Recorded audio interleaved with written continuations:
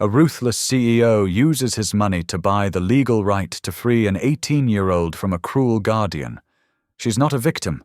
She's fierce, furious, and refuses to be owned. He thinks he's rescuing her. He thinks it's a clean, legal move. But when he sees her, everything changes. He's supposed to be the man who never loses control. Instead, he becomes confused, protective, and dangerously possessive. That alone would be trouble. Then a hidden ledger shows the guardian was being paid by a rival. Old family secrets surface. The rescue looks less like mercy and more like a long game. Now the boardroom is ready to strike. The rival smells blood, and the press wants a scandal. She must fight to keep her freedom. He must decide what he's willing to lose. Who will win when love, money, and a buried secret collide? And can she trust the man who bought her freedom to ever let her go? Drop a comment below and share which part of the world you're tuning in from today. If you enjoy stories like this, don't forget to subscribe for more crystal chandeliers cast golden light across the penthouse's marble floors, transforming Julian Archer's private domain into a glittering stage for New York's elite. Through floor-to-ceiling windows, the city sprawled beneath them like a carpet of stars.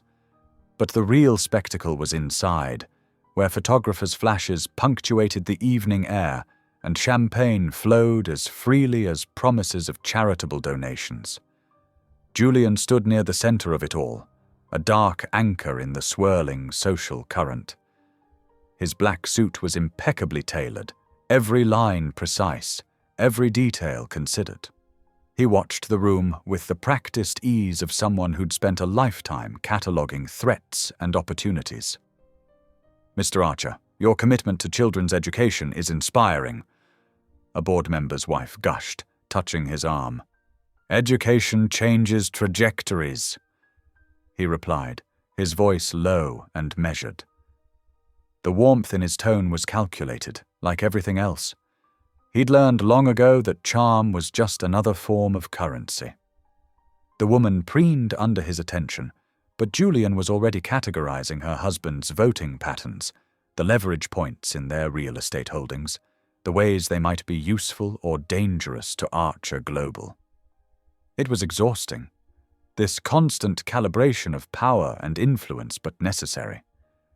Marina appeared at his elbow, elegant in navy silk. "The Thompson group arrived," she murmured, "and the Morettis are on their way up." Julian's jaw tightened imperceptibly. Vivienne Moretti was a particular kind of problem, the sort that wrapped manipulation in designer dresses and social causes. He'd been watching her maneuvers for months, the way she'd been positioning her ward like a chess piece. The elevator doors opened, and Vivienne swept in with her signature theatrical flair, trailing a small entourage. But it was the young woman beside her who caught Julian's attention. Where Vivienne sparkled with affected charm, her ward was all quiet defiance. Lila Moretti wore a simple black dress that should have disappeared among the couture gowns, but somehow made everything else look overdone. Her dark hair was pulled back severely, emphasizing the clean lines of her face. She moved with an athlete's economy, no wasted motion, nothing for show. "Darling, please," Vivienne was saying, reaching for Lila's face with a compact. "Just a touch of powder." "I said no." Lila's voice was low but firm, stepping away from her guardian's attempted touch-up. Her hands clenched at her sides, but her expression remained neutral, the look of someone who'd learned to hide their anger behind politeness. Julian found himself watching her, noting the tension in her shoulders, the way she scanned the room like someone looking for exits. She was different from the usual trust fund children who populated these events. There was something unfinished about her, raw and real. Then she looked up, and their eyes met across the crowd. The connection was immediate and electric. Her gaze held his without flinching. No flirtation, no submission, just a direct challenge that made his pulse kick up a notch. One eyebrow raised slightly, asking a question he couldn't quite read. He tilted his head in response, the barest acknowledgement.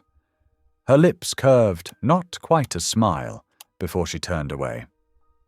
The moment broke, but Julian felt its aftershocks.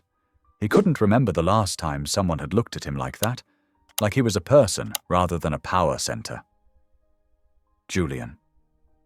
Marina's voice drew him back to the present. She nodded discreetly toward the far corner, where Vivian had cornered Charles Whitman, one of the city's oldest money managers. Their conversation looked intense, heads bent close together. Settlement terms are very reasonable. Vivian's voice carried just enough to turn heads. After all, family obligations must be honored.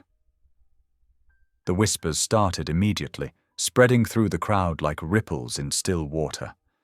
Julian watched as phones appeared in manicured hands, social media already buzzing with speculation about what kind of settlement Vivienne might be pursuing.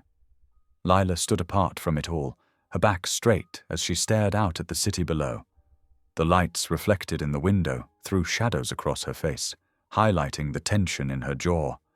She looked like someone preparing for a fight. Marina shifted closer to Julian. "Sir, the press is starting to circle. Do you want me to have security escort them out?" "Not yet." Julian's eyes stayed on Lila.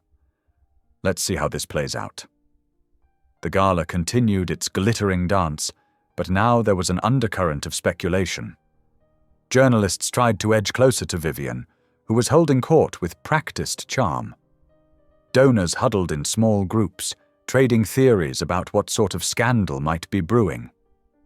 Through it all, Julian watched as Lila maintained her distance from both the crowd and her guardian.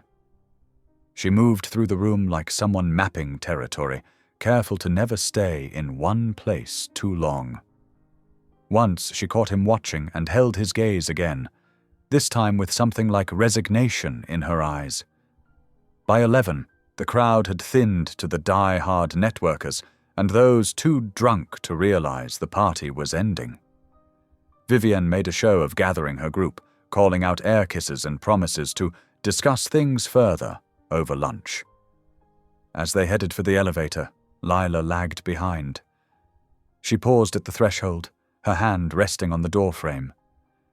For a moment, she looked back over her shoulder, meeting Julian's eyes one final time. There was steel in her gaze now, determination mixed with something like desperation. Then she was gone, leaving Julian with the distinct feeling that he'd just witnessed the opening move in a game he hadn't agreed to play. Marina appeared at his side, tablet in hand. "Sir, the social media coverage is already substantial.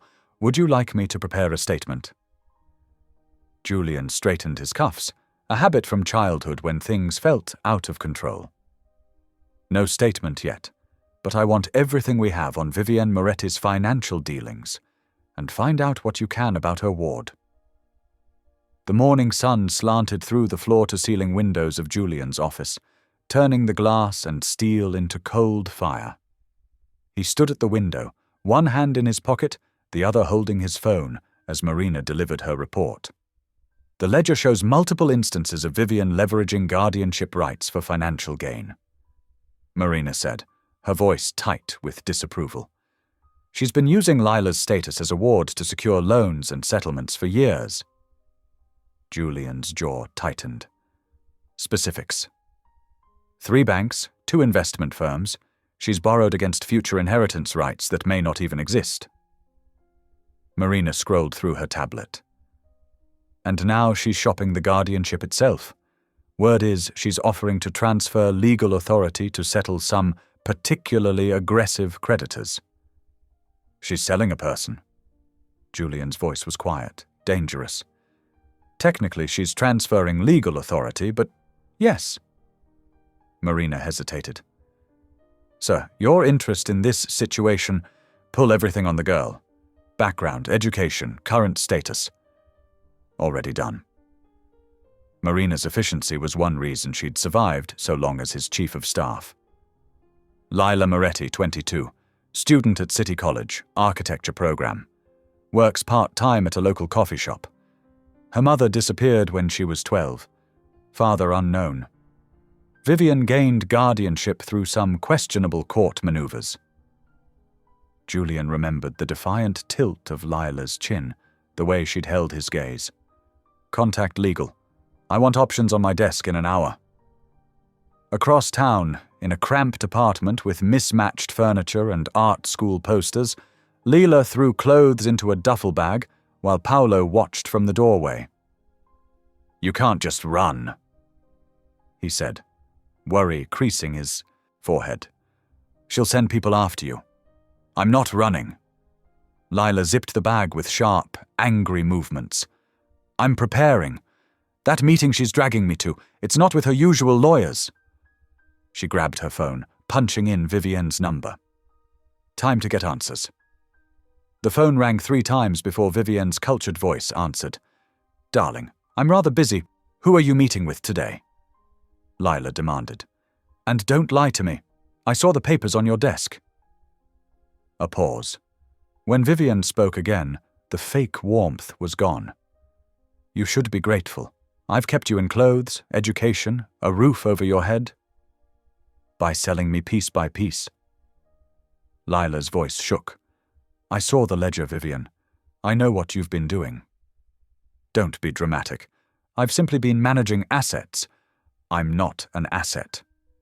Oh, but you are. Vivienne's voice turned sharp. And if you don't want to find yourself under the guardianship of someone far less accommodating than me, you'll be at that meeting. 2:00 sharp. The line went dead. Lila stared at her phone, knuckles white. Lila.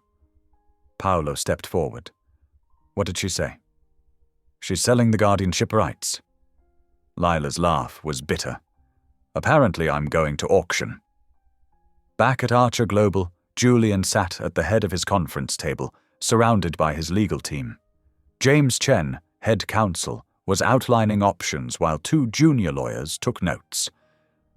Direct purchase of guardianship rights is legally complex, Chen explained, but not impossible. We'd need to create a shell company to make the initial approach. No shell companies. Julian cut in. Direct offer. Anonymous buyer. Sir, Marina interjected from her position by the door. The optics of this are irrelevant. Julian's tone ended that line of discussion. James, draft the offer. Make it clear we'll match any competing bids. And the purpose of acquiring guardianship? Chen asked carefully. To terminate it? Julian stood, buttoning his jacket. The moment transfer is complete, we'll file for immediate dissolution of guardianship.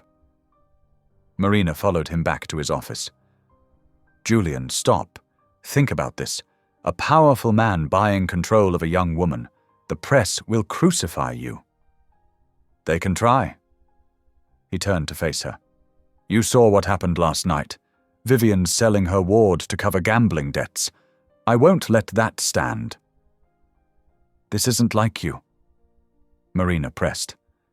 Since when do you involve yourself in personal matters? Julian remembered that moment at the gala, the way Lila had looked at him, direct, unafraid, already fighting a war she couldn't win alone. Since now, the call to Vivian was brief, clinical. Julian let his lawyers handle the details while he listened on speakerphone. Vivian's eagerness was barely concealed beneath her professional veneer. My client is prepared to meet this afternoon, Chen said. 2:00 at the county courthouse. Perfect timing.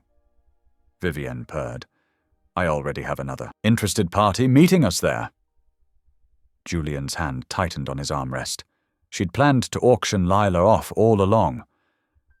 After the call ended, Marina lingered. You realize she'll fight the dissolution. She'll claim you're taking advantage. Let her. Julian checked his watch. Have the car ready at 1:30. And Marina? He looked up, his expression hard. Make sure our offer is insultingly high. I want this done quickly. Yes, sir. Marina paused at the door. For what it's worth, I think you're right about this one. Just be careful. Helping people isn't as simple as buying them. Julian turned to the window, watching the city below.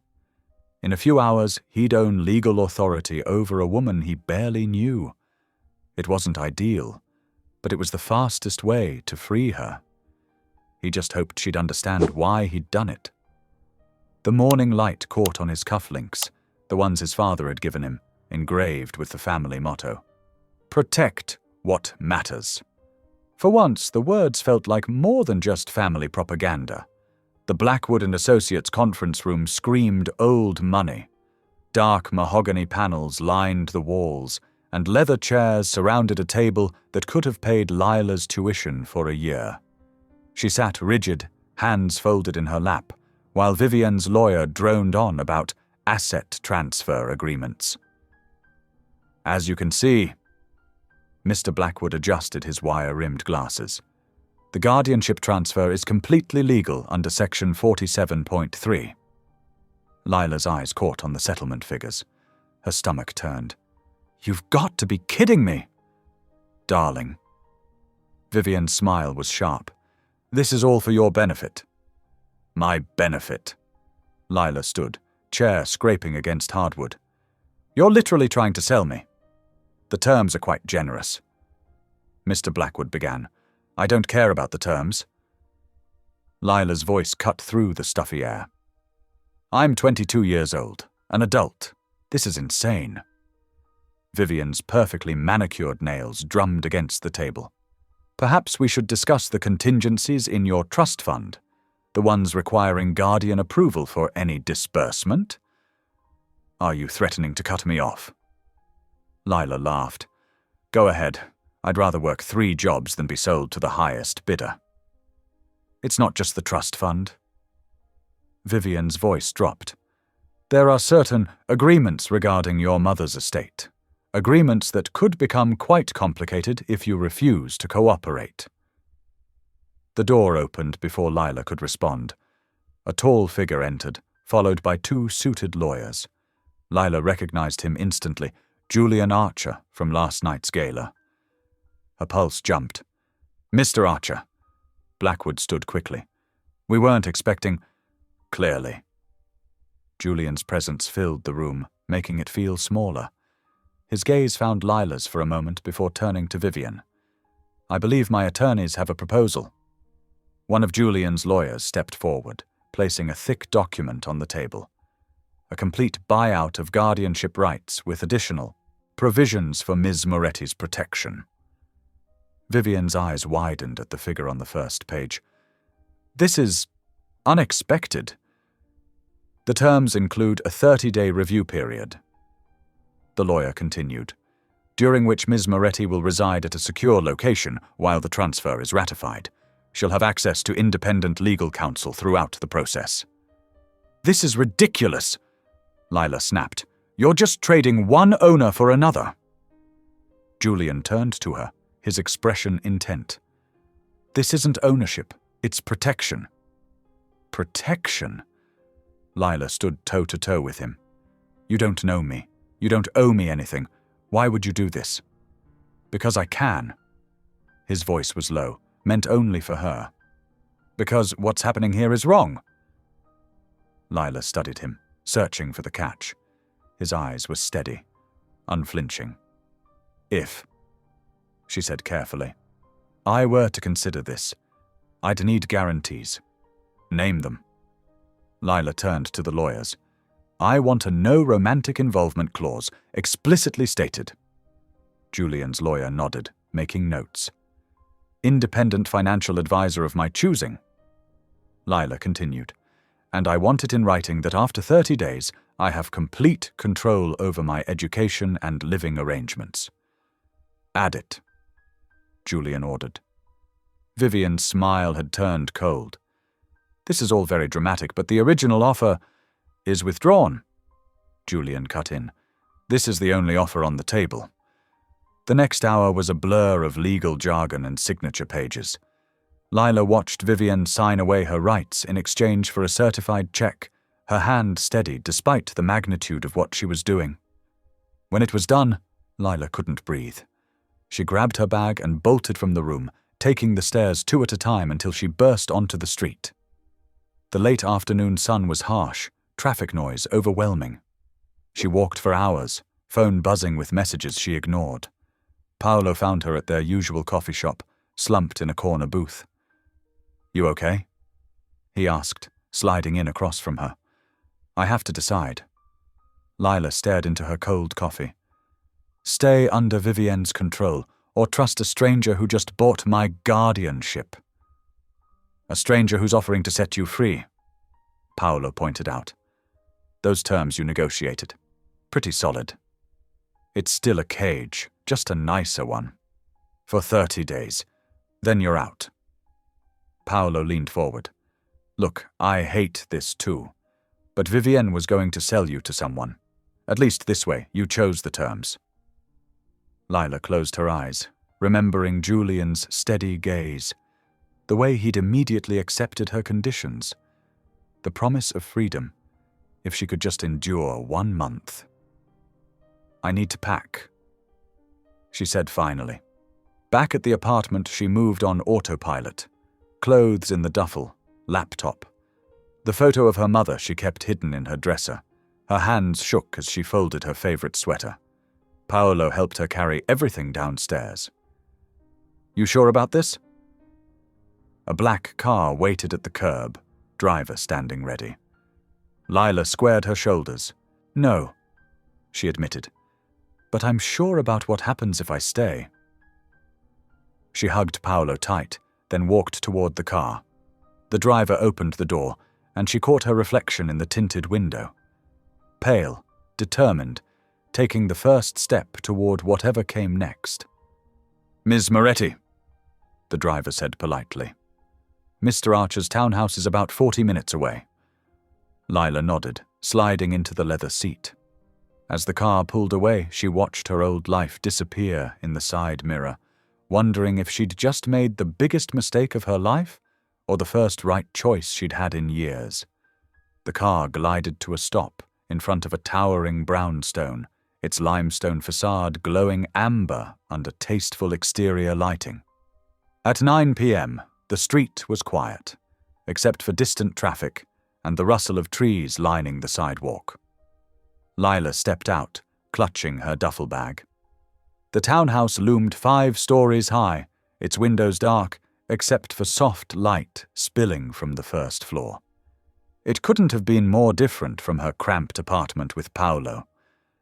Marina opened the heavy front door before Lila reached it. "Welcome, Ms. Moretti. Please come in." The foyer opened into a space that made Lila feel small. Gleaming hardwood floors stretched beneath soaring ceilings. Everything was cream, grey, and glass. Minimalist but clearly expensive. No family photos, no clutter, nothing personal at all. "This way." Marina led her past a formal living room where Julian stood near the fireplace, phone to his ear. He nodded once in acknowledgement but didn't interrupt his call. A broad-shouldered man in a dark suit appeared. "James Cooper, head of security," he said. "We'll review protocols tomorrow morning." The house manager, Mrs. Chen, emerged from what looked like a kitchen. "Your suite is ready on the 3rd floor. Would you like dinner sent up?" Lila's head spun from the parade of staff. "I can get my own dinner. Mr. Archer insists on proper meals." Mrs. Chen said firmly, "Dining room at 9:30. Marina showed Lila to her suite, a space larger than her entire apartment. The sitting room had floor-to-ceiling windows overlooking the garden. Through another door, she found a bedroom with an enormous bed and a bathroom with heated floors. "Your things arrived earlier," Marina said, gesturing to boxes stacked neatly in a corner. "The Wi-Fi password is on the desk. If you need anything, use the house phone to dial 0. Alone, finally, Lila sank onto a velvet armchair. The silence felt heavy. She opened the smallest box, pulling out her few precious books and the photo of her mother. At the bottom, she found an envelope in Paolo's messy handwriting. "Lee, be careful. I know you're tough, but this guy's world is different from ours. Don't trust anyone until you're sure. I'm here if you need me. P." She tucked the letter into her pocket just as a soft knock announced dinner.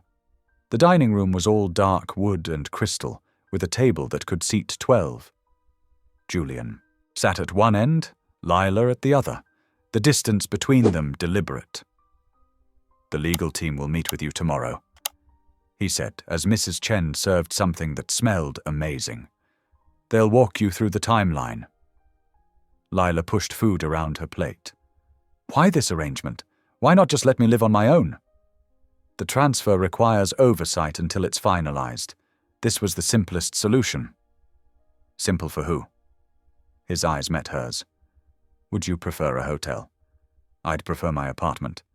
Where Vivian's associates could find you, where there's no security." He set down his fork. "This situation isn't ideal, but it's temporary and it's safe. What are your plans?" he asked after a moment. "For school?" "Architecture," she said reluctantly. "If I can get back into the program." He nodded, but didn't push for more. After dinner, Lila tried to leave. She made it 3 steps outside before Cooper materialized. "Miss Moretti, there are still legal complications. Until the transfer is complete, leaving puts you at risk." She knew he was right. Vivian's lawyers would pounce on any violation of the agreement. Defeated, she returned inside and collapsed onto a sofa in the living room, pulling out Paolo's letter to read again. Julian found her there close to midnight, asleep with the letter clutched in her hand. He watched her for a moment, her face softer in sleep, guard finally down. Moving silently, he draped a cashmere throw over her. In the doorway he paused. The sight of her curled up in his carefully ordered house stirred something he couldn't name. Shaking it off, he dimmed the lights and headed upstairs, leaving her to her dreams. Marina appeared at his elbow. "Sir, tomorrow's schedule." "Can wait," he said quietly, closing his study door. Let her sleep. The grandfather clock in the hall struck midnight, its chimes echoing through the silent house. Upstairs, Lila shifted in her sleep, Paolo's warning letter slipping from her fingers to the floor. Outside, Cooper's security team patrolled the perimeter, their shadows moving across manicured gardens while the city slept on, unaware of the changes unfolding behind the townhouse's elegant facade. In his study, Julian stared at the city lights, thinking about the girl sleeping below. She was a complication he hadn't expected, fierce and wounded and determined to fight him at every turn. He'd known taking on her guardianship would be complex, but watching her tonight, he realized he might have underestimated just how much this temporary arrangement would upset his carefully controlled world. Mrs. Chen moved quietly through the house, turning off lights. Marina finished her last security check and logged off her computer. The night settled around them all, Julian in his study, Lila on the sofa, the staff at their posts, each person caught in the gravity of decisions that would change everything, though none of them knew it yet. The first night of 30 stretched ahead, full of unspoken questions and carefully maintained distances. Tomorrow would bring lawyers and schedules and the reality of their arrangement. But for now, there was only silence and moonlight spilling through windows, painting silver patterns across Lila's sleeping form as the clock ticked toward morning. The morning sun painted golden stripes across Julian's kitchen as he performed his daily ritual. Black coffee, 2 eggs over medium, fresh fruit, no phone, no interruptions. Just 15 minutes of quiet before the world demanded his attention. Until today. The sound of cabinet doors opening broke his concentration. Lila stood at the counter, wearing yesterday's clothes and rifling through drawers. "Ms. Chen can make you whatever you'd like," he said, watching her determined search. "I can make my own coffee." She pulled out a paper cup she'd apparently brought with her. "Just need hot water." Ms. Chen appeared, looking distressed. "Miss Moretti, please let me prepare something proper." "This is fine," Lila said, holding up a packet of instant coffee. I don't need fancy beans. Julian set down his fork. The kitchen is fully stocked, and I'm fully capable. She poured hot water over the granules, the cheap coffee smell mixing incongruously with the fresh ground aroma from Julian's cup. Being independent doesn't mean refusing assistance, he said. Lila turned, leaning against the counter. Being helpful doesn't mean controlling every detail. Is that what you think this is? Control? Isn't it? You bought my guardianship. I prevented Vivian from selling it to someone worse. My hero, she said flatly, sipping her terrible coffee. Julian stood, straightening his cuffs. I've arranged for you to meet with independent counsel today. They'll review the terms of your temporary residence. And what are those terms exactly? A monthly stipend for expenses, access to legal representation, and... He paused, studying her. There's an architecture program at City College that's still accepting late enrollment. Lila's cup froze halfway to her lips. How did you... Your transcripts were in the transfer paperwork. You were 3 credits short of completing your second year. That's none of your business. Everything about protecting you is my business right now. For 30 days. She reminded him sharply. And I want some ground rules. Such as, no romantic involvement, complete privacy, no surveillance, no tracking, monthly check-ins with my own lawyer, not yours. Julian's jaw tightened. The security stays. Outside the house, fine, but not in my personal space. He nodded once. Marina will draw up the additional terms. And the no romance clause? Unnecessary, but if it makes you feel safer, she'll include it. Lila set down her cup. This isn't about feeling safe. It's about being clear. Crystal, he said coldly. Marina appeared in the doorway, tablet in hand. Sir, the morning briefing? 5 minutes. He turned back to Lila. The lawyer will be here at 11. Try not to refuse their coffee, too. She smiled sweetly. I'll bring my own. In his office, Julian reviewed the morning's crisis points while Marina took notes. Acquisitions, board pressures, market fluctuations, the usual chess pieces. Have legal dig into Vivian's records, he said. Something's not adding up. The ledger copies arrived this morning. Marina pulled up a file. There's an interesting payment pattern. Monthly transfers to various shell companies, but one stands out. 50,000 to M. Vale Industries. Julian's head snapped up. Vale? Cassian Vale's holding company. The payment was marked consulting fees. When? 3 days before the gala. Julian stood, moving to the window. Cassian Vale, his long-time rival in real estate development, had been circling Archer Global for months, looking for weaknesses. Now this connection to Vivian. Keep digging, he said, and get me everything on Vale's recent movements. By afternoon, Lila had met with the lawyers and signed the additional agreements. Julian found her in the library, surrounded by architecture books. The school called, he said from the doorway. You're enrolled for next semester. She didn't look up. I didn't ask you to do that. You didn't have to. I won't be bought, Mr. Archer. It's not about buying you. It's about removing obstacles. Now she did look up, eyes fierce. I'll pay my own way. Through work, not favors. The stipend will go into savings. I'll find a job. That's not necessary. It is to me. She stood, gathering her books. I appreciate the help with Vivian, but I won't trade one form of dependence for another. Julian watched her head for the stairs, her spine straight as steel.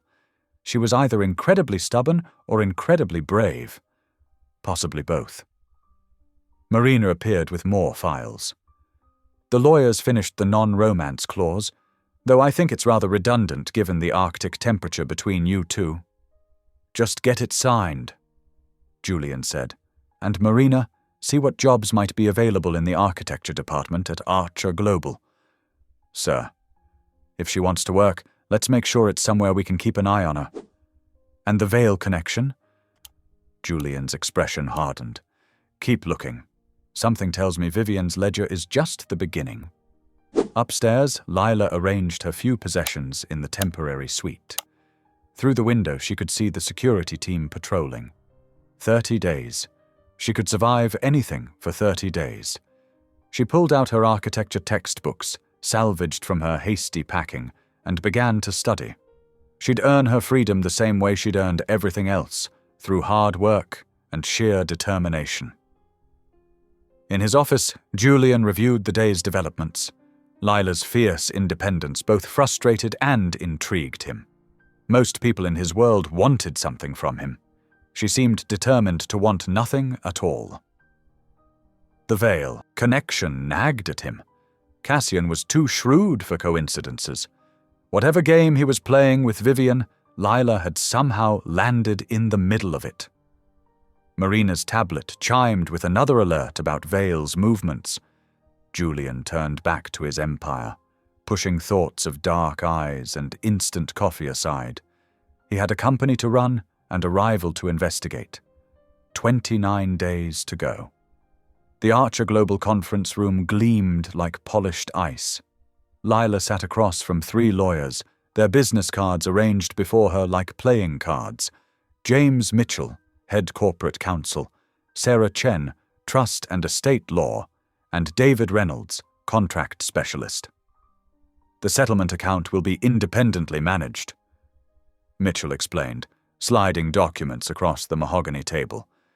You'll have full discretionary control once the 30-day review period ends. Lila scanned the paperwork, aware of Julian's presence by the window. He stood with characteristic stillness, hands in his pockets, watching the city below. Sarah Chen pointed to highlighted sections. This clause ensures your complete financial autonomy. The trustee, Margaret Walsh from First Securities, will oversee the account, but cannot restrict your access or make decisions without your express consent. And counseling services? Lila asked. Completely confidential. Reynolds added, the firm has no access to your sessions or records. The legal language was clear. The beneficiary, L. Moretti, retains sole authority over all financial decisions and personal matters. The temporary guardianship transfer creates no obligation or debt to Archer Global or its representatives. Lila signed where indicated, her signature sharp and decisive. The lawyers gathered their papers, nodding respectfully as they filed out. Julian turned from the window. There's something else. I'd like you to attend a company orientation. No. It's for security purposes. You need to know the building protocols. I'm not your employee. His jaw tightened. Consider it a courtesy tour, then. The architectural division is sponsoring a summer workshop. They're offering scholarships. Lila's fingers twitched against her pen. What kind of workshop? Urban renewal and sustainable design. 6 weeks, fully funded. She studied him, searching for the trap. And this tour? 1 hour, no strings. Fine. 1 hour. They took the executive elevator to the design floor. Glass walls revealed teams bent over blueprints and 3D models. Young architects gestured at screens displaying cityscapes and structural renderings. This is Derek Wong, our junior project lead, Julian said as a man in his early 30s approached. The scholarship program is incredible, Wong told Lila. Changed my whole career trajectory. I was working construction before Archer Global spotted me. They moved through the floor, meeting more junior architects. Each had a similar story. Talent discovered, opportunities granted. Lila's defensive, walls wobbled slightly. These models are for the Riverside development, a young woman named Priya explained, showing Lila intricate miniatures. We're incorporating green spaces and affordable housing units. The height ratios seem off for maximum sunlight, Lila observed, leaning closer. Priya's eyes lit up. Exactly. We're still adjusting the calculations. Want to see the current numbers? For 20 minutes, they discussed angles and shadow patterns while Julian watched from the doorway. When Lila finally looked up, she found him studying her with an unreadable expression. The tour ended on the executive balcony, a stark concrete projection overlooking the city. The late afternoon sun painted everything in amber and steel. "You have good instincts," Julian said, joining her at the railing. "Priya's team has been struggling with those ratios for weeks. I've spent a lot of time thinking about how buildings affect people's lives." Lila traced the skyline with her finger. "When you grow up in the shadows, you notice things like light and space. Is that why you won't accept help? Because you think it's charity?" She turned to face him, trapped between his body and the railing. "Isn't it?" "No." His voice was low, intent. "It's recognition. You have backbone, Lila, real talent. I admire that. You don't know me. I know enough." He stepped closer. "You could have taken Vivian's deals, could have played the game. Instead, you fought, and ended up your ward anyway. Temporary ward," he corrected, "with full autonomy and a chance at the future you want. Take the workshop scholarship. Apply to any school you choose. I won't interfere." Lila studied him, the careful distance in his stance, the unexpected sincerity in his eyes. "Why are you doing this?" "Because talent shouldn't be wasted. And because you remind me of someone I used to be, before the empire, before the suits and shareholders. Someone who knew the difference between earning something and being handed it." The sun was setting now, painting his face in shadows and light. For a moment, she glimpsed something genuine beneath the polished surface. "A truce, then," she said. "I'll take the workshop, apply to schools on my own merit. And you'll step back?" "Agreed." He offered his hand. She took it briefly, noting the controlled strength in his grip. "One condition: no more surprise tours or meetings. I need to focus on my applications." "Fair enough." He stepped back, resuming his usual professional distance. "Marina will send you the workshop details tomorrow." They rode the elevator in silence. In the lobby, Julian's driver waited to take Lila back to the townhouse.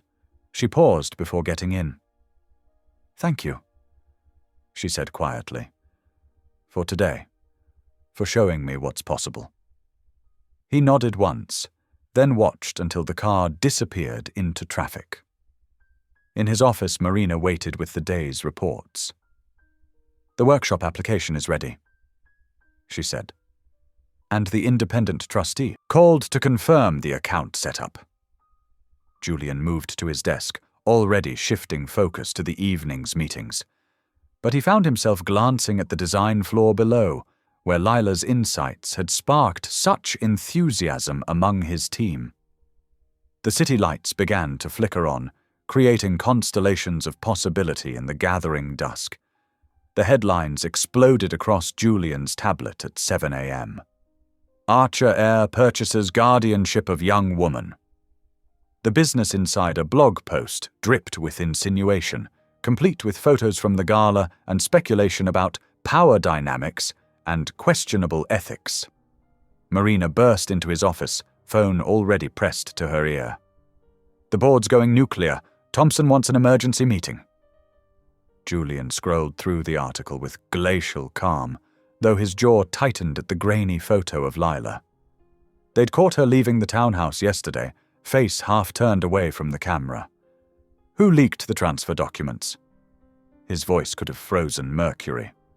"Working on it. The timing's suspicious, right when Vale Industries announced their infrastructure bid." Marina's phone buzzed again. "PR's drafted 3 statements. They need your approval." "No statements." Julian set down the tablet. "Let them speculate." "Julian, the optics are exactly what someone wants." He stood, adjusting his cufflinks. "Get me everything on Cassie and Vale's recent moves, and find that leak." Across town, in his gleaming office tower, Cassian Vale smiled at his phone. His PR director, Andrea Chen, sat across from him, reviewing social media metrics. "The story's gaining traction," she reported. "Major outlets are picking it up. Archer Global stock dropped 2 points this morning." "Excellent." Cassian's smile didn't reach his eyes. "Keep pushing the angle about abuse of power. Suggest regulatory oversight." "Already done. We've got 3 former ethics commissioners ready to comment." In Julian's townhouse, Lila's phone wouldn't stop buzzing. Paolo had sent 17 texts, each more panicked than the last. Her social media mentions were exploding. She stormed downstairs, finding Julian in his home office. "Did you see this?" She thrust her phone at him. "They're calling me your purchased ward. There are pictures of my face everywhere." Julian's expression shifted minutely, the first crack she'd seen in his composure. "I should have anticipated this." "You think? My entire life is now tabloid fodder. The architecture program called, 'They're reviewing my application because of recent publicity.'" He stood slowly, rounded the desk. "I'm sorry, Lila." The simple admission stopped her cold. No justifications, no corporate speak. "I didn't consider how exposure would affect your goals," he continued. "That was an oversight." Lila deflated slightly, anger warring with exhaustion. "What happens now?" "Now we find who leaked this and why. In the meantime, I've arranged additional security. The press will lose interest. Once, Mr. Archer?"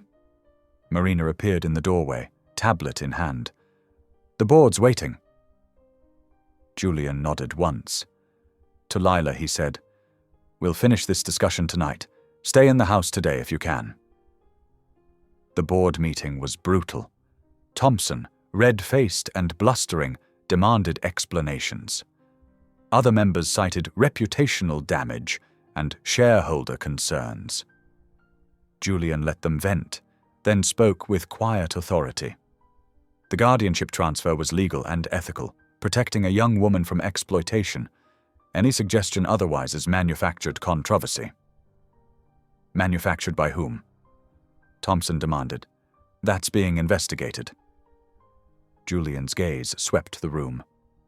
"In the meantime, I suggest we focus on the Vale Industries bid. They seem suspiciously well prepared for this distraction." Back in his office, Marina delivered her preliminary findings.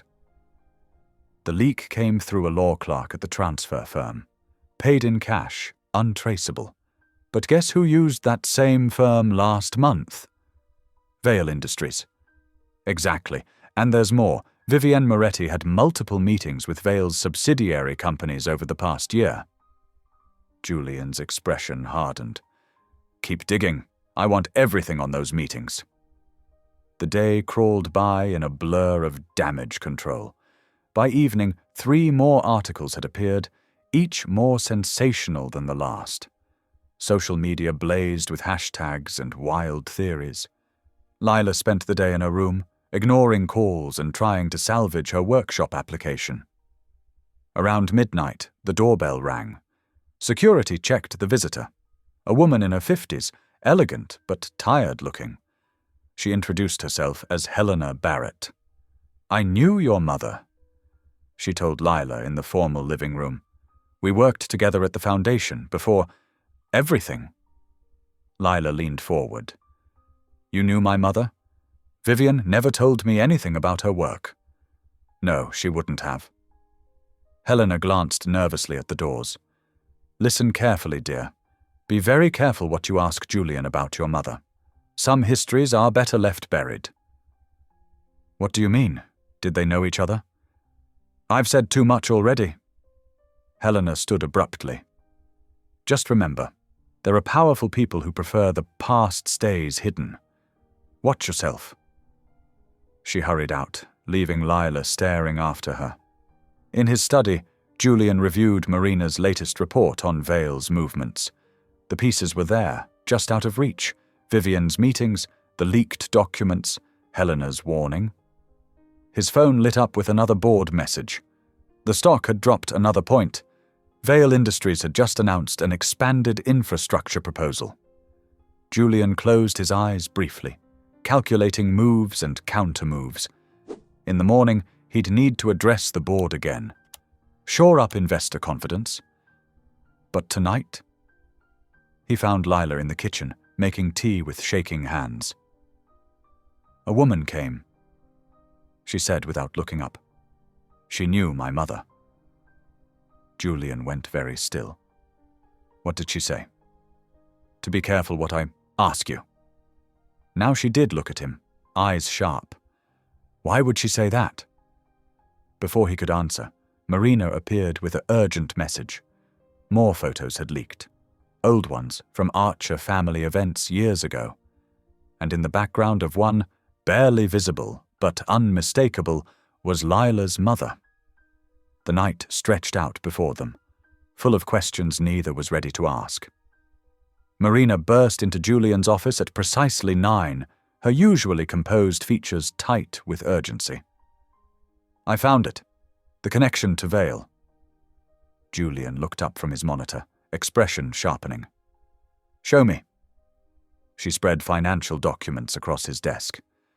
Vivian's been receiving regular payments from Meridian Holdings, a shell company. Traced it back through 3 dummy corporations, all leading to Vale Industries. Julian's jaw clenched. His fingers drummed once on the mahogany desk before going still. How long? 18 months. The payments increased after Lila turned 21.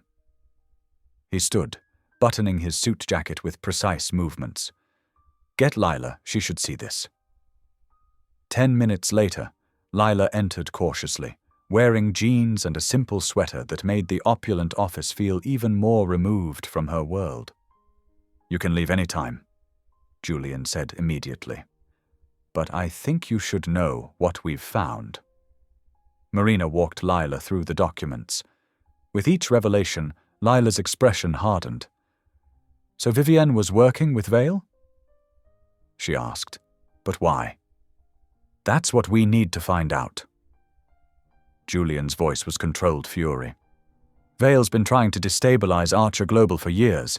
The timing of these payments, the leaked photos, it's coordinated. Lila studied the ledger entries. Wait, I know this name. Michael Reeves. He used to hang around Vivienne's parties, always whispering about opportunities. Julian and Marina exchanged looks. He's on Vale's board, Marina confirmed. And this address, it's a warehouse complex near Paolo's old job. Lots of late-night meetings there. Julian moved closer, studying where she pointed. Could you map out these connections? The local players, their relationships? Lila nodded slowly. I lived there for years. Everyone knows everyone's business. They spent the morning building a strategy. Julian's legal team prepared subpoenas while Marina drafted press statements. Lila sketched a network of neighborhood connections, filling in gaps the corporate investigation had missed. We need to move carefully, Julian warned. Vale's expecting retaliation. He'll have contingencies. What about a controlled leak? Marina suggested. Feed specific information to trusted reporters? No more press, Lila said firmly. But I might know someone who keeps records. A former bartender at Vivienne's favorite club.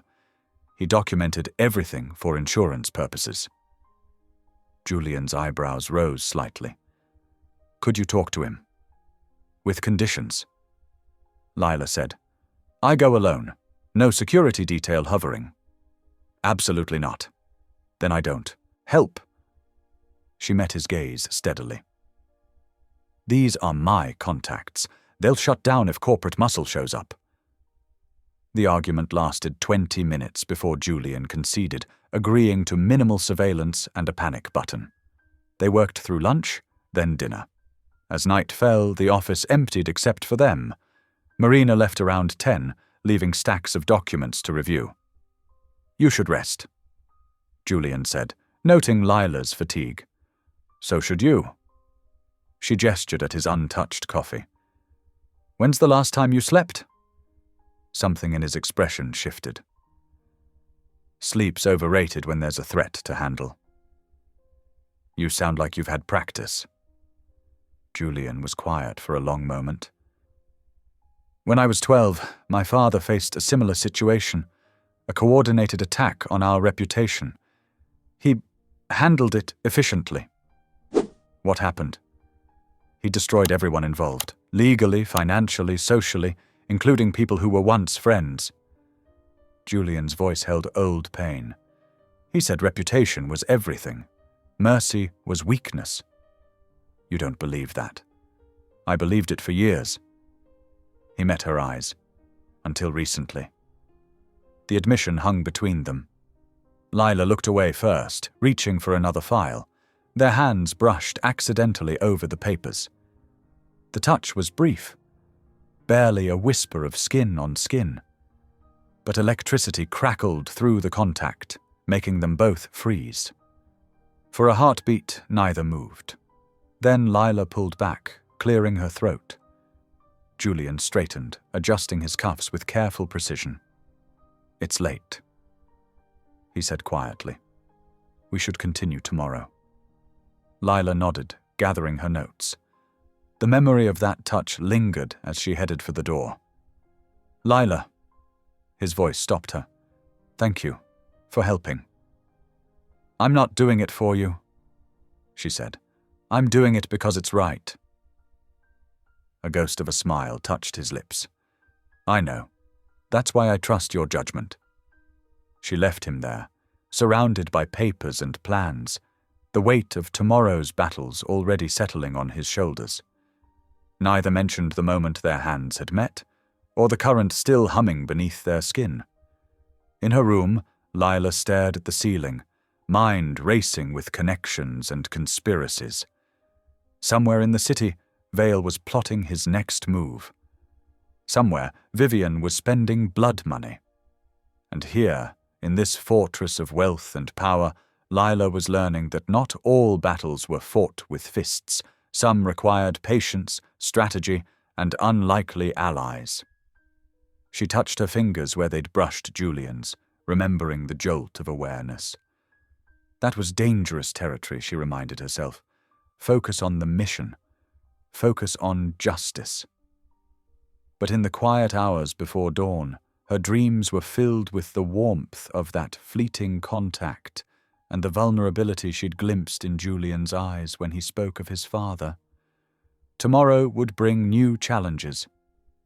For now she let herself drift, knowing that somewhere in this same building, Julian too lay awake, planning their next moves in this high-stakes game of power and revenge. The news alert buzzed on Julian's phone at 6 a.m. Marina had already sent 3 messages about Cassian Vale's op-ed in the Financial Times. Archer's recent decisions, a study in personal indulgence. The headline blazed. Julian scanned the piece, his jaw tightening with each paragraph of carefully crafted insinuation. Sources close to Archer Global's board express concern over CEO Julian Archer's recent personal entanglements affecting company stability. By 8, the stock had dropped 3 points. By 9, it was down 7. The board's called an emergency meeting for tomorrow morning. Marina reported, pacing his office. Vale's people are working the phones, suggesting a vote of no confidence. Julian loosened his tie slightly. Get me the shareholder numbers and find out who leaked. Already working on it. Marina hesitated. There's more chatter about Lila. They're painting her as... I know what they're painting her as.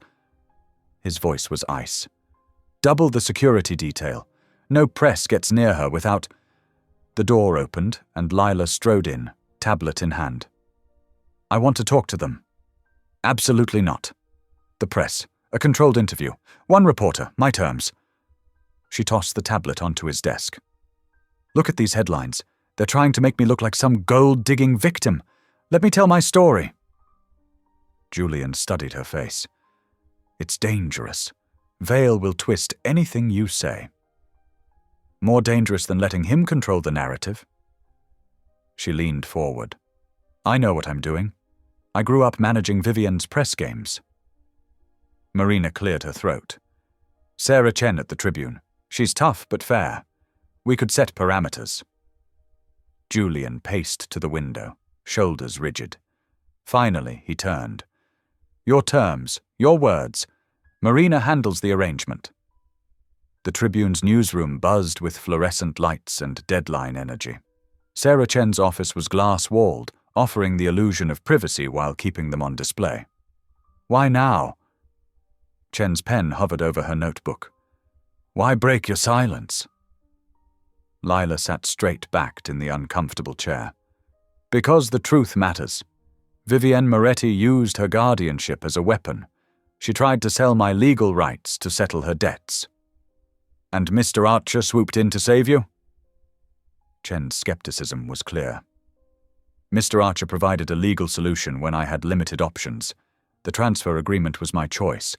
I negotiated the terms myself, including clauses protecting my independence. Some would say trading one wealthy guardian for another isn't independence. Some would prefer I stayed trapped in Vivian's web of manipulation.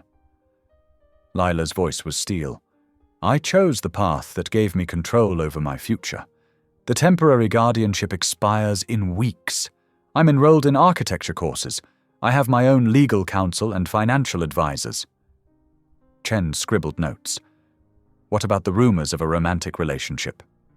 There is no relationship. The agreement specifically prohibits that, at my insistence. The interview lasted 2 hours. Lila remained poised, honest, unflinching. In the observation room, Julian watched through one-way glass, his respect deepening with each measured response. She's good, Marina murmured. She's extraordinary. Julian corrected quietly. The story went live at 8 p.m. By 9, social media had shifted. Isten with Lila was trending. Personal accounts of guardian abuse flooded comments sections. The narrative was changing. Julian's driver pulled up to the townhouse just after 10. He walked Lila to the door, their steps echoing in the quiet street. Thank you, she said suddenly, for trusting me to handle it. You didn't need my trust. You knew exactly what you were doing. She turned on the stoop, moonlight catching her face. Still, having your support meant something. Before he could respond, she leaned forward and pressed her lips to his. The kiss was soft, grateful, fleeting, but it sent electricity through his body. His hands found her waist instinctively, pulling her closer for one burning moment. Then reality crashed back. Julian stepped back, his breath uneven. Lila, the agreement. I know. She touched her lips, looking dazed. I just wanted to thank you properly. There are safer ways to show gratitude. A small smile played at her mouth. Safer isn't always better. He watched her disappear inside, fighting the urge to follow. The taste of her lingered as he walked to his car, a dangerous reminder of everything he couldn't have. Tomorrow would bring the board meeting, Vale's next move, more battles to fight. But tonight, standing in the gentle autumn air, Julian allowed himself one moment to remember the feel of her in his arms, before locking it away with all the other things he couldn't afford to want. Marina was waiting in the car with tomorrow's strategy. He slid into the leather seat, forcing his mind back to business. The shareholders are split, she reported. Vale's camp is pushing for a special review, but Chen's story is already shifting public sentiment. Julian nodded, his mask of control firmly back in place. Schedule calls with our major investors before the meeting. And Marina. Yes. Make sure legal knows to keep Lila completely separate from any corporate matters going forward. No more speculation about personal entanglements. She studied him carefully. Of course. The car pulled away from the curb. Julian didn't look back at the townhouse, though he could feel its pull. He had a company to protect, a reputation to defend, and 30 more days of keeping his distance from the one person who made him question everything he'd built his life around. The city lights blurred past his window as they drove, each one a reminder of the watching eyes, the precarious balance of power, and the impossible space between what duty demanded and what his heart was beginning to want. The Archer Global boardroom gleamed, like a gladiator arena. 24 executives sat around the mahogany table, their faces masks of corporate concern. Julian stood at the head, his presence commanding despite the whispers. "The numbers speak for themselves," he said, voice cutting through tension. Quarter-over-quarter growth at 15%. 3 major acquisitions completed ahead of schedule. Cassian Vale's proxy, a shark-smiled woman named Helen Ross, tapped her pen. "And yet public confidence is wavering. The recent personal entanglements are irrelevant to operations." Julian interrupted. "My private affairs don't impact shareholder value." The debate raged for 2 hours. Marina passed notes, tracking votes. When the final tally came, Julian's victory was razor-thin, 13-11 against outside oversight. "A warning shot," Marina muttered as the room cleared. Julian's jaw tightened. Vale's getting bolder. By afternoon, his office felt like a cage. The stock had stabilized but remained below its peak. 3 major clients had requested clarification meetings. His phone buzzed constantly with damage control. At 3 o'clock, Marina appeared in his doorway. "Your sister's here." Julian's head snapped up. "Eleanor?" She swept in before he could object. Designer clothes, familiar nervous energy. "Hello, brother. Why are you here?" Eleanor clutched her handbag tighter. "I found something. In Father's old study." She withdrew a sealed manila envelope, aged and creased. Julian recognized his father's handwriting on the front. "Destroy after reading." "Where did you get this?" "Hidden compartment in his desk. I was looking for Mum's old jewelry and—" She swallowed. "Just read it alone. Please." She fled before he could question further. Julian stared at the envelope, something cold settling in his chest. That evening, he sat in his private study with Marina. The envelope's seal cracked like breaking ice. Inside, a ledger page and a letter, both dated 25 years ago. The ledger showed a massive payment to Maria Moretti, $500,000 routed through the old First Metropolitan Bank. The letter was brief, in his father's precise script. Payment made as agreed. Monsieur Moretti to leave city immediately. All records destroyed except this copy. Handle with extreme discretion. Family reputation at stake. Destroy after reading. Julian's hands were steady, but his voice cracked. Maria Moretti, Lila's mother. Marina paled. "You think your father— I paid her to disappear." The words tasted like ash. The timing matches when Lila lost contact with her mother. "But why? That's what I need you to find out." Julian stood, pacing. "Pull everything on Maria Moretti. Bank records, travel documents, last known location, and find out why my father wanted her gone." "What about Lila?" He paused at the window, watching city lights blur through rain. "Not yet. Not until we know the whole truth." Marina gathered the documents carefully. "The board situation is still volatile. If this comes out, it won't." His voice was granite. "Handle it personally. No digital trails." She nodded and left. Julian poured himself 2 fingers of scotch but didn't drink. The amber liquid caught lamplight like trapped fire. His father had built the Archer empire on absolute control, of markets, of people, of truth itself. Julian had learned those lessons well. But now, with Lila under his roof and this bomb in his hands, control felt like quicksand.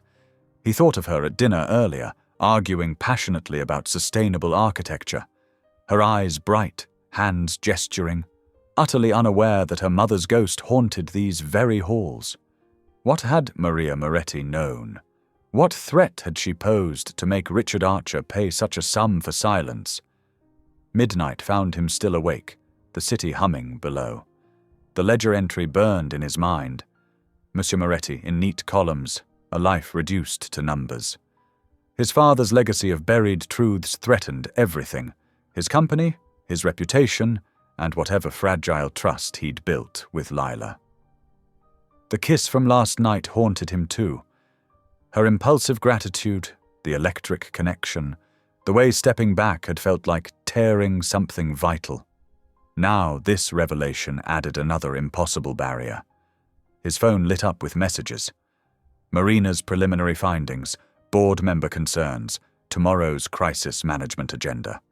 The machinery of his empire demanded attention. But in the dark hours, Julian Archer, master of markets and men, sat alone with his father's secrets and the growing certainty that protecting Lila meant more than protecting the company. He watched dawn creep over the skyline, remembering his father's words. Reputation is everything. The old man had destroyed lives to preserve it. Julian had spent years following that example.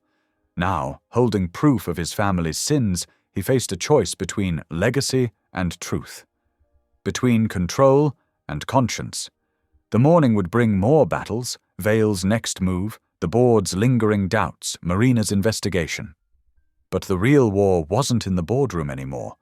It was in the space between duty and desire, between the man he'd been trained to be and the man Lila made him want to become. The Scotch sat untouched, a silent witness to his vigil. Outside, the city stirred to life, unaware that in a penthouse above, one of its most powerful men wrestled with ghosts and guilt and the weight of unspoken truths. His phone buzzed again. The world wouldn't wait for him to solve this puzzle, but as he straightened his tie and prepared to face another day of corporate warfare, Julian knew everything had shifted. The letter lay locked in his safe, but its words echoed. Family reputation at stake. His father had chosen reputation over humanity. Julian wasn't sure he could make the same choice. Not anymore, not with Lila. Dawn painted his windows gold. Time to put on the mask again, to be Julian Archer, CEO. But the night's revelations had changed him, adding another crack to his carefully constructed armor. The truth about Maria Moretti waited like a time bomb. Julian would have to decide soon. Bury it deeper, or let it explode, and trust that something better might rise from the ashes. Julian watched the city dawn through his office windows, the weight of his father's letter heavy in his briefcase. At precisely 10, Marina entered with James Chen, their most discreet counsel. "The safe deposit box at First Metropolitan," Julian said without turning. "Pull everything from 1995 to 2000. Marina's heels clicked as she approached his desk. "And the family vault?" "Everything related to the Maria Moretti payment. Handle it personally." James adjusted his wire-rimmed glasses. "Sir, accessing those records will be done quietly." Julian's tone left no room for debate. "Use the private entrance, no digital trails." After they left, Julian buried himself in work, but his mind kept drifting to Lila.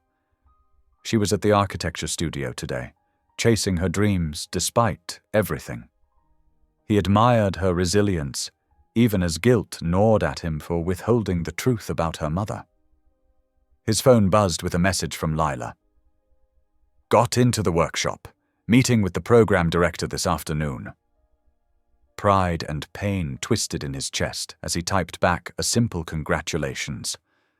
She deserved this victory, earned purely on talent. The hours crawled by until Marina returned at 3, her face tight with discovery. She laid a photograph on his desk, retrieved from deep in the family archives. "Your father, 1997 charity gala," she said quietly. Look at the woman beside him. Julian's breath caught. The woman had Lila's smile, her determined chin. Maria Moretti stood next to Richard Archer, both laughing at something off camera. The edge of the photo showed obvious cropping. "There's more," Marina continued. "The official archives only show your father alone. This version was buried in personal files." Julian's fingers traced the photo's edge. The payment was made 3 months after this was taken. Yes, and there are gaps in the records around that time, deliberate ones. The pieces were assembling into an ugly picture. His father, always obsessed with appearance, had erased this woman from their history, had paid her to disappear, leaving her daughter behind. "Lila needs to know," he said finally. Marina's concern was evident. "Are you sure? Without complete proof?" "I won't become my father, burying truths to protect reputations." The townhouse library felt too formal that evening, but Julian needed neutral ground for this conversation. He'd asked Lila to meet him after her workshop, and now he watched her enter, still glowing from her acceptance. "The program director wants me to lead a sustainable design project," she was saying, animated. "Something about revitalizing abandoned spaces." She stopped, noticing his expression. "What's wrong?" Julian gestured to a chair, but remained standing. "I need to show you something. It's about your mother." The joy drained from her face. He placed the ledger entry and photo on the table between them, explaining carefully about Eleanor's delivery, the discovered documents, his father's involvement. Lila's hands shook as she picked up the photograph. That's Mom. With your father?" Her voice cracked. "When was this?" 1997, 3 months before the payment that coincided with her disappearance. She stared at the image, fingers tracing her mother's face. "You've known about this since yesterday?" "Yes." "And you waited to tell me?" Steel entered her tone. "I wanted to verify." "Verify what?" She stood abruptly. "That your father paid my mother to abandon me? That there might be some connection between our families you needed to manage?" Lila: "No." She backed away from the table. "You don't get to control this narrative. You had no right to sit on this information, even for a day. I was trying to protect you. Like your father protected his reputation." The words struck like physical blows. "I trusted you, Julian. I thought you were different." "I am." He moved toward her, but she held up a hand. "Really? Because, from where I'm standing, you're exactly like him, deciding what truths people deserve to know, when they deserve to know them." Tears spilled down her cheeks now, but her voice remained steady. "I need space. Time to process this without you hovering, trying to manage my reaction." "Where will you go?" "Paolo's." She gathered her coat, movements sharp with hurt. "Don't follow me. Don't send security. Just let me have this one thing on my terms." He watched her stride towards the door, every fiber screaming to stop her, to explain, to fix this. But control had cost him her trust once already tonight. "Lila," he called softly. She paused but didn't turn. "I'm sorry. Not just for waiting to tell you, but for whatever part my family played in your loss." Her shoulders tensed. For a moment, he thought she might turn back. Instead, she squared them and walked out into the night, leaving Julian alone with his father's sins and the growing certainty that some damages couldn't be repaired with money or power. The photograph lay abandoned on the table, his father's smile mocking him across decades. Outside, a light rain began to fall, matching the rhythm of Lila's retreating footsteps as she disappeared into the darkness of the city that had brought them together and might now tear them apart. Julian stared at the headline blazing across his tablet screen. Archer Global Insider reveals CEO's personal vendetta. His coffee sat untouched, growing cold in the morning light streaming through his office windows. Marina entered, her normally composed face drawn with concern. "It's bad, Julian. Someone leaked the guardianship documents, including private notes about the investigation into Vivian. Who had access?" "A small circle. Your legal team, core executive staff, and—" She hesitated. "Me?" The betrayal hung heavy in the air. Board members began filtering into the conference room across the hall, their whispers carrying through the glass walls. Julian caught fragments. Compromised leadership and conflict of interest. His phone buzzed, a message from the board chairman requesting Marina's immediate suspension pending investigation. The words blurred before his eyes. "They're suspecting me, aren't they?" Marina's voice was steady, but her hands trembled slightly as she smoothed her blazer. Julian couldn't meet her gaze. 20 years, Marina. You've been by my side for 20 years. Which is why this hurts so much. She placed her security badge on his desk. "I would never betray you, Julian. Never." Security arrived to escort her out. The sight of Marina, his most trusted ally, being walked through the office like a criminal turned his stomach. Employees ducked their heads, pretending not to watch. In the afternoon, things got worse. Cassian's legal team filed an emergency injunction challenging the guardianship transfer. The document painted Julian as emotionally compromised, citing the leaked materials as evidence of personal involvement, clouding his business judgment. Julian's phone lit up with a text from Lila. "Saw the news. We need to talk." He found her in the townhouse garden, pacing among the carefully tended roses. The morning's rain had left everything looking washed out, matching his mood. "You should have told me everything immediately," she said without preamble. "About my mother, about the investigation, all of it." "I was trying to protect—" "Stop." Lila's voice cracked.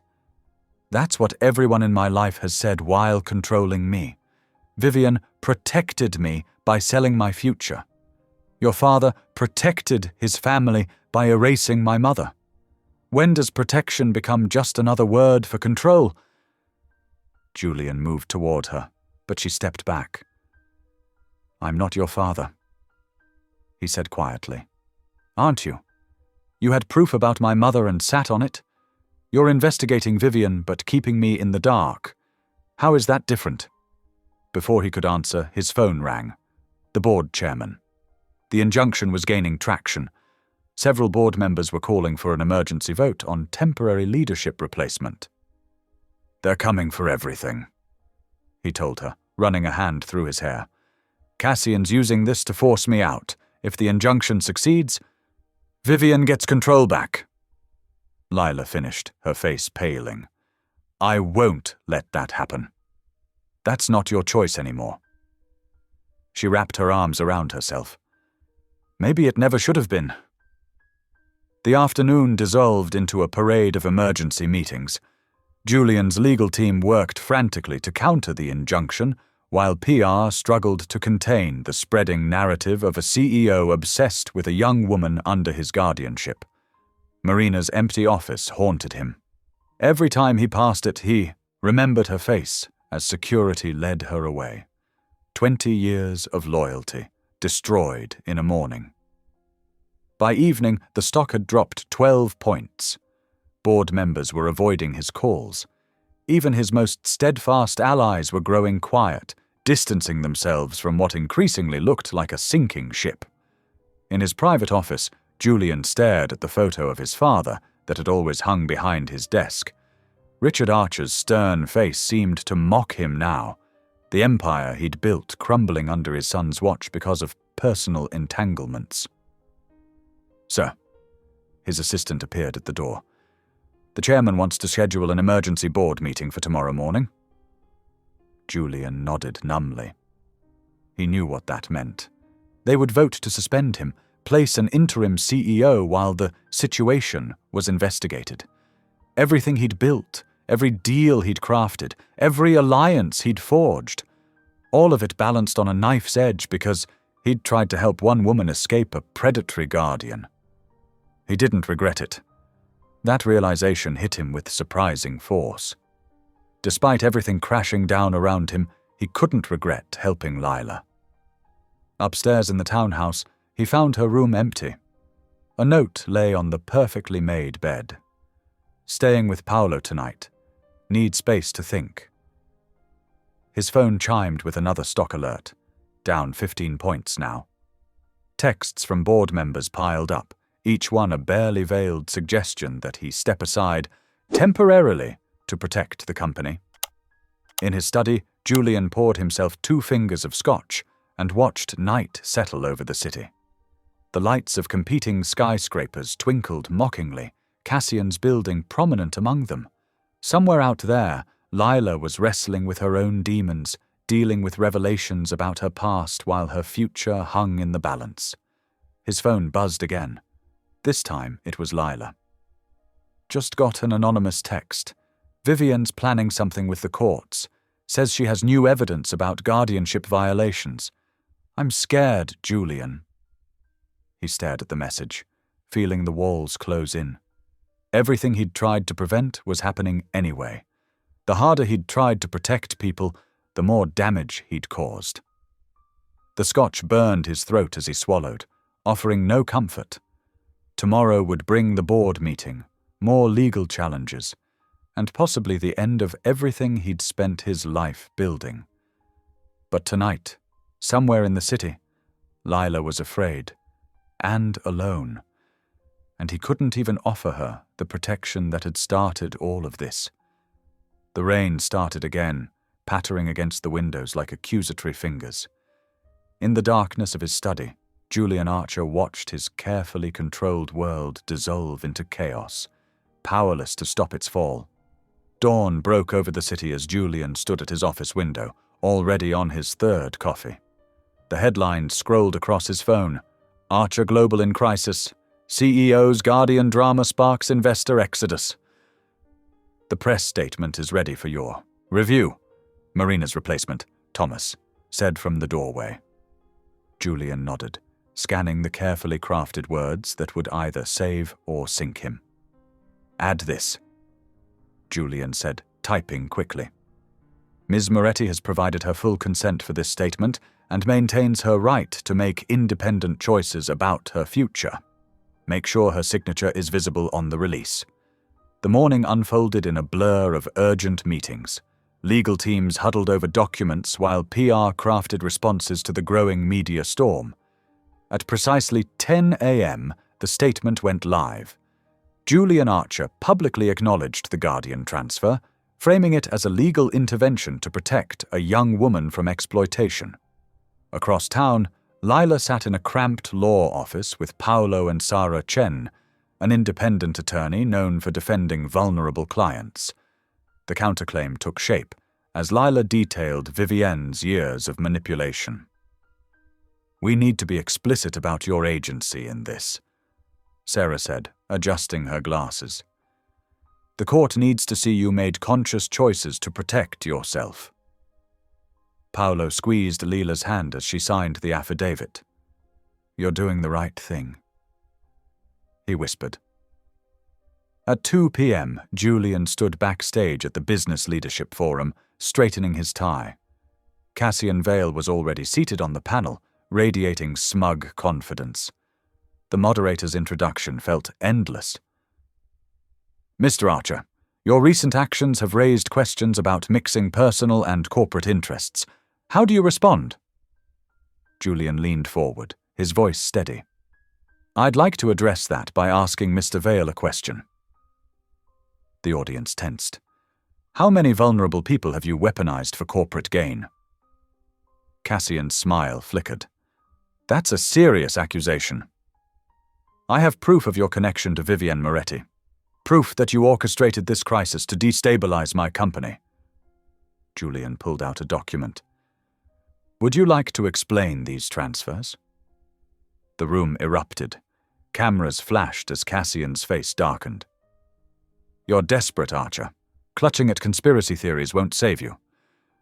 "No conspiracy," Julian replied coolly. "Just old-fashioned greed wearing a concerned citizen's mask." The confrontation dominated afternoon news cycles. Social media exploded with competing hashtags. Archer hero versus Archer villain. At 4 p.m., the courthouse buzzed with tension. Lila sat straight-backed in the front row as her lawyer presented the counterclaim. Vivian's attorney argued for immediate transfer, citing inappropriate influence. The judge, a stern woman with steel-grey hair, studied the filings. "Ms. Moretti, please approach." Lila stood, her hands steady. "Your Honor? Are you being coerced or influenced in any way?" "No, Your Honor. I chose to accept Mr. Archer's help to escape actual coercion. I'm an adult asking the court to recognize my right to make that choice." The judge nodded slowly. "I'm granting a temporary stay. No transfer of guardianship will proceed until a full investigation is complete. Ms. Moretti will remain under current arrangements with weekly check-ins from court-appointed counsel." Relief flooded through Lila. Across the courtroom, Vivian's face twisted with rage. By nightfall, the townhouse was quiet. Julian found Lila in the library, curled in his favorite leather chair. Their eyes met, holding volumes of unspoken words. "Thank you," she said softly, "for fighting for me today." He moved closer, drawn by the vulnerability in her voice. "I'd do it again. Even with everything you're losing? Some things matter more than corporate power." His hand brushed her cheek, and this time she didn't pull away. The kiss, when it came, was gentle, a question more than a demand.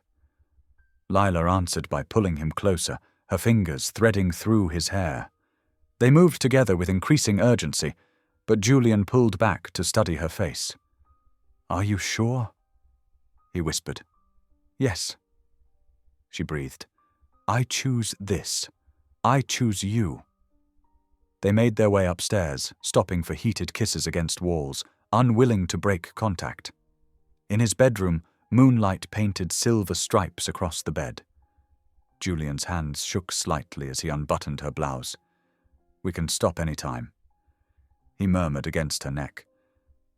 Lila's response was to push his jacket off his shoulders. "I trust you," she said, and those words undid him more than any touch.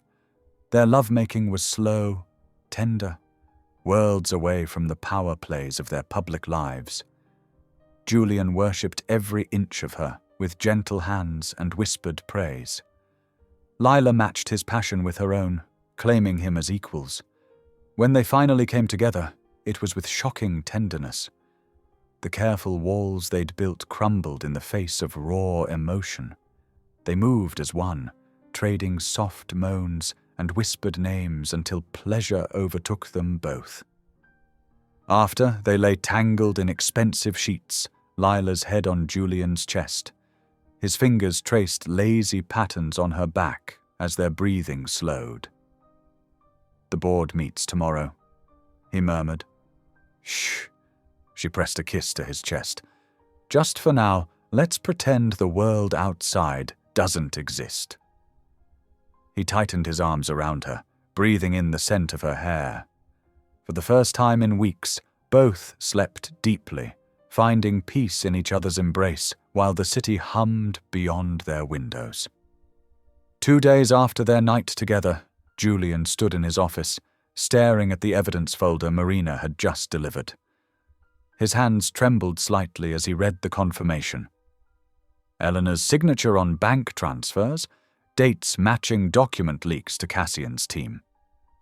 "Are you certain?" he asked Marina, though the proof was irrefutable. Security footage shows her accessing the files at 2 a.m. last Tuesday. The money hit her account hours later. Marina's voice was gentle. "I'm sorry, Julian." He sank into his chair, the betrayal a physical ache. Eleanor, his little sister who'd once followed him everywhere, who'd cried when he left for college. Now she'd sold family secrets for cash. The arrest happened quietly that morning. Eleanor didn't resist when security led her out, her designer handbag a sharp contrast to her defeated posture. She'd only said one thing. You don't know what it's like to need money, Julian. To really need it. Lila found him still at his desk at noon, staring at old family photos. I heard about Eleanor, she said softly. Did you know she used to draw pictures on my homework? His laugh was hollow. Said she was helping. I'd have to redo everything, but I never got mad. How do you go from that to this? Lila perched on his desk, her presence grounding him. Sometimes desperation makes people unrecognizable. Are you defending her? No, understanding something isn't the same as excusing it. She touched his hand. But I know what it's like to feel trapped by money, to watch others have everything while you scramble for crumbs. Before Julian could respond, Marina burst in. Vivian's filed suit. She's claiming the original transfer was invalid because of Julian's conflict of interest with the Archer investigation. She wants immediate reinstatement of guardianship. Julian's jaw clenched. She won't stop until she owns you completely, he told Lila. We have options, Marina continued. But they're all risky. The ledger evidence would expose Vivian's connection to Cassian, prove the coercion network. But it would also reveal my father's payments to Maria Moretti. Julian finished. The Archer family's involvement in whatever happened back then. Lila went very still. My mother. Julian pulled out the ledger, its pages heavy with secrets. If we release this, it destroys Vivian's case. Shows she was working with Cassian to orchestrate this whole crisis. But it also means exposing decades of Archer family secrets. My father's reputation, the company's history, everything gets scrutinized. Your board would hate that, Lila said quietly. They'd crucify me. Julian ran a hand through his hair. But I don't see another way to keep you safe. Marina cleared her throat. The PR team estimates a 40% stock drop if this goes public. Board members are already circling after Eleanor's arrest. This could cost you control of the company. Julian stood, moving to the window. The city sprawled below, glittering and merciless. My father spent his life protecting the Archer name. Reputation above everything. That's what he taught me. Now I'm considering burning it all down. Lila joined him at the window. You don't have to do this. I can fight Vivian another way. He turned to her, his expression fierce. No, I won't let her trap you again. But this has to be your choice, too. This ledger. It might answer questions about your mother, but maybe not the answers you want. And once it's public, we can't take it back. Lila took the ledger, running her fingers over its pages. Years of secrets, of lives shaped by money and power. Her mother's name in black ink, connected to Julian's father through mysterious payments. All my life, she said slowly. I've wondered why she left. If she had a reason, or if I just wasn't enough to make her stay. She met Julian's eyes. I need to know the truth, whatever it is. Do it. Julian pulled her close, pressing his lips to her forehead. I'll have the legal team prepare the release for tomorrow morning. Full disclosure, maximum transparency. Marina began making calls, setting the machinery in motion. Julian's phone buzzed constantly. Board members sensing something coming, reporters sniffing for leads. Cassian's people probably monitoring everything. Eleanor knew what this would do to you, Lila said later, as they reviewed the release documents. But she did it anyway. Family's complicated, Julian replied, signing another form. Maybe I failed her somehow. Didn't see how bad things were. Or maybe she made her choices and you can't save everyone. Lila squeezed his hand. Even family. They worked through the night, preparing statements and evidence packets. Julian's security team swept for bugs hourly. Marina coordinated with media contacts, laying groundwork for the morning's revelation. At dawn, Julian stood in his bedroom, adjusting his tie. Armor for the coming battle. Lila appeared in the doorway, wearing one of his shirts. "Having second thoughts?" she asked. He met her eyes in the mirror. "About protecting you? Never. About destroying my father's legacy and possibly losing my company? Constantly? Your father made his choices," she said. "Now you're making yours." Julian turned to face her. "I choose you. The company, the reputation. They're just things. You're real." She crossed to him, straightening his tie with careful hands. "Whatever happens today, we face it together." He caught her hands, pressing them to his chest. "Together," he agreed. The sun rose over the city, painting the sky in shades of promise and warning. In a few hours, the ledger would become public, and nothing would be the same. But for now, they stood in the quiet morning light, holding on to each other as the world prepared to shift beneath their feet. Camera flashes exploded as Julian stepped to the podium. The Archer Global press room buzzed with tension, reporters leaning forward with predatory focus. Marina stood to his left, a stack of evidence packets ready for distribution. "Good afternoon," Julian began, his voice steady despite the sleepless night evident in his eyes. "I've called this conference to address recent allegations and to share critical information that impacts both Archer Global and the broader business community." He opened the leather folder containing the ledger, its pages now marked with colored tabs. "What I'm about to disclose will be difficult for many to hear. It begins with a confession." The room went silent. 30 years ago, my father made a payment to Maria Moretti, a payment that was deliberately concealed. Today, I acknowledge this cover-up and take responsibility for bringing the truth to light. Cameras clicked frantically. Julian continued, methodically laying out the evidence. Bank transfers linking Vivian to Cassian's shell companies, documented patterns of guardianship exploitation, and the network of coercion that had trapped vulnerable young adults. Ms. Moretti's guardianship of Lila Moretti was weaponized as part of a calculated attempt to destabilize Archer Global. But this goes beyond corporate warfare. This is about human lives being traded like commodities. He gestured to Marina, who began distributing the packets. "In these documents, you'll find evidence of systematic abuse of guardianship laws. Multiple victims, multiple settlements, all flowing through companies connected to Cassian Vale's organization." A reporter shot up. "Mr. Archer, are you prepared for the legal consequences of these accusations?" "I am." Julian's expression hardened. "And I remind Mr. Vale that truth is an absolute defense against defamation." The questions came rapid fire. "What about your father's payment? How long have you known about this connection? Is this personal because of Lila Moretti?" Julian held up a hand. "My father's actions require accountability. The payment to Maria Moretti was wrong, and its concealment was worse. I cannot undo that history, but I can choose transparency now."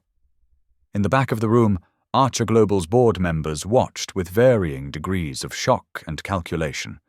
The stock ticker on the wall showed prices already dropping. "This disclosure may cost me personally and professionally," Julian acknowledged.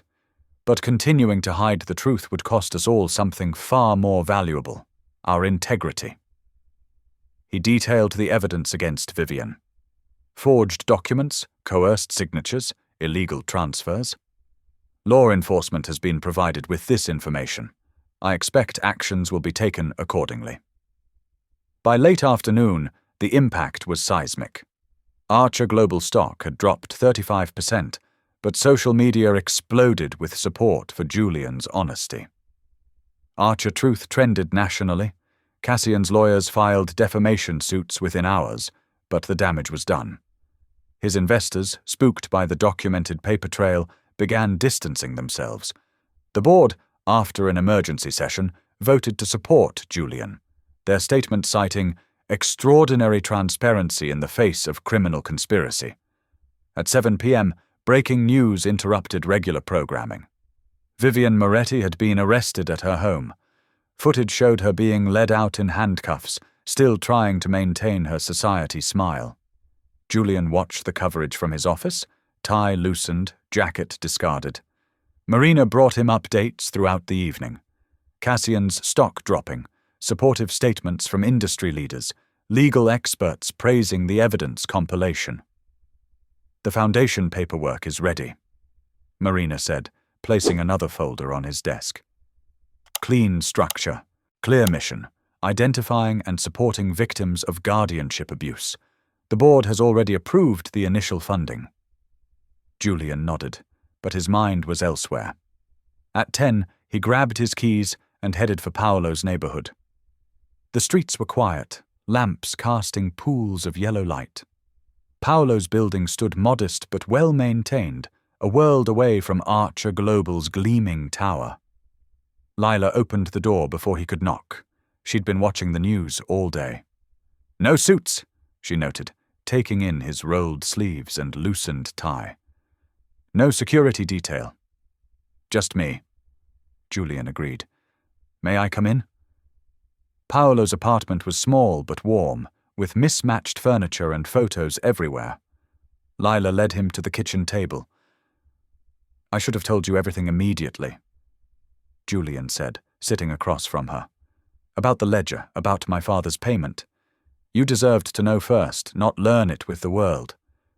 "Yes, I did." Lila's voice was quiet but firm. "I'm not here to buy forgiveness or offer deals," he continued, "but I do have a proposal." He slid an envelope across the table. "A partnership. Equal say, equal control. The foundation needs someone who understands both sides, privilege and vulnerability." Lila opened the envelope, scanning the documents. "A foundation?" "To protect others from what Vivian did to you. Legal support, education funding, advocacy for guardianship reform, but only if you want it. No strings, no pressure." She studied him. "And us?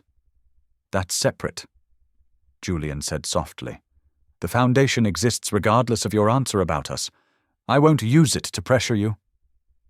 Lila touched the papers lightly. "You risked everything today. Your company, your father's legacy." "Some legacies need to end," Julian replied. "Some things matter more than money or names." He stood, straightening his tie. "Take time to think. About the foundation, about us, about everything. I'll respect whatever you decide." Lila walked him to the door, the envelope still in her hands. Their fingers brushed as she opened it. "Julian," she said as he stepped into the hallway. "Thank you. For choosing truth." He nodded once, then turned and walked away. Lila stood in the doorway, watching until he disappeared down the stairs, the weight of possibility heavy in her hands, her TPS. docs.google.com document D1G29W20BQ1 TM1UL7A2CM742TLLWD0 edit USPA sharing. 3 months later, on a crisp autumn evening, the Maria Moretti Foundation for Guardian Advocacy launched in the grand ballroom of the Metropolitan Museum. The intervening months had seen seismic shifts. Vivian's guilty plea secured a 15-year sentence, Cassian's empire crumbled under SEC investigation, and Archer Global stock rebounded after Julian's transparency campaign won investor trust. Lila, fresh from completing her architectural workshop with distinction, stood at the podium in a simple black dress. Her internship at Foster & Partners, arranged through Julian's connections but earned by her portfolio, had started last week. "My mother dreamed of building spaces that sheltered people," Lila began, her voice steady. "Today, we build something she would have been proud of. A foundation that protects vulnerable young adults from predatory guardianship." The crowd included Paolo, now managing the foundation's community outreach with a substantial grant, and Eleanor Archer, recently released after her plea deal. Julian had fought for leniency, understanding desperation's pull. Numbers don't capture human cost. Lila continued, but they matter. In 3 months, we've identified 200 cases of guardian abuse. Today, we announce a $50 million initiative to provide legal support and educational opportunities to survivors. Julian watched from the wings, pride evident in his stillness. When he took the stage, his customary power was tempered by newfound warmth. Control without compassion is merely corruption, he said, looking directly at Eleanor. I learned this lesson late, but thoroughly.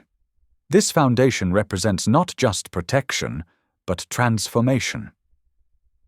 Marina, fully reinstated after evidence cleared her, managed the press with practiced ease.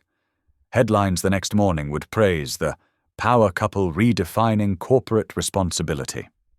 After the speeches, Julian and Lila signed the Foundation's charter. Their signatures side by side, equal partners. The habit of contracts had evolved into shared ritual rather than power play. Still need everything in writing? Lila teased, capping her pen. Only the promises I intend to keep forever. Julian replied, his hand finding the small of her back. They hosted the reception together, moving through the crowd as a unit. Eleanor approached cautiously during a quiet moment. The community outreach program, she said. It's brilliant. Would you consider letting me volunteer? Julian's jaw tightened, but Lila squeezed his hand. Second chances matter, she murmured. We'll start small. Julian told his sister. But yes.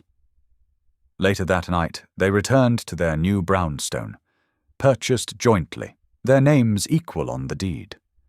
The space blended their styles, Julian's clean lines softened by Lila's collected art, her architectural drawings framed alongside his family photos. In their bedroom, intimacy had evolved from power play to partnership. Julian's kisses were reverent rather than possessive. Layla's surrender was freely given rather than negotiated. They made love with the deep knowledge of equals who had chosen each other beyond any contract's bounds. I fixed the kitchen sink, Lila murmured afterward, curled against his chest. Julian chuckled. Of course you did. Heaven forbid we call a plumber. I'm an architect. We understand flow. Speaking of which, Foster called. They want you to lead the community center project. Because of my talent, not your name, Lila said firmly. Precisely why I didn't intervene. Julian traced her spine. Though I did enjoy watching Thompson's face when he realized who you were. They dozed off, tangled together, no longer keeping careful distance. The morning brought soft light and shared coffee, Lila sketching foundation designs while Julian reviewed board reports. Paolo's grant proposal for the youth center is solid, Julian noted. He knows what the neighborhood needs. Lila added details to her drawing. Marina says the SEC's case against Cassian is ironclad. His investors fled after the evidence dump. He's effectively neutralized. And Vivian? 15 years, no possibility of early release. The judge was particularly impressed by your testimony. Lila set down her pencil. It feels strange, being free of her. You were always free, Julian said quietly. I just helped remove the cage. She kissed him then, morning breath and all. Speaking of removing things, when are you letting me redesign your office? Touch my desk and die. He growled playfully, pulling her closer. That fortress of mahogany is an affront to modern aesthetics. It's historic. It's hideous. Their laughter filled the kitchen, spilling out into the morning light. On the counter, their phones buzzed with foundation updates, meeting requests, and congratulatory messages. The future stretched before them, built on their own terms. Marina's morning brief arrived. Media coverage universally positive, stock prices stable, legal proceedings wrapping cleanly. No loose ends remained to threaten their peace. I need to review the contractor bids, Lila said, reluctantly pulling away. Julian caught her hand. Have dinner with me tonight? No contracts, no business, just us. I suppose I could pencil you in, she teased, but I'm ordering takeout. Your chef is too fancy. Deal. He watched her gather her drawings. I love you, you know, beyond any signature or clause. I know. Lila smiled. I chose you too. The morning unfolded into their new normal, shared purpose, equal footing, and the quiet certainty of having built something lasting together. Their files might still contain contracts, but their hearts needed no such formality. They had transcended transaction to find truth. Thank you for listening. Stories connect us in the most unexpected ways. If you felt that spark today, make sure you're subscribed. I share a new one daily, and the next might change your day.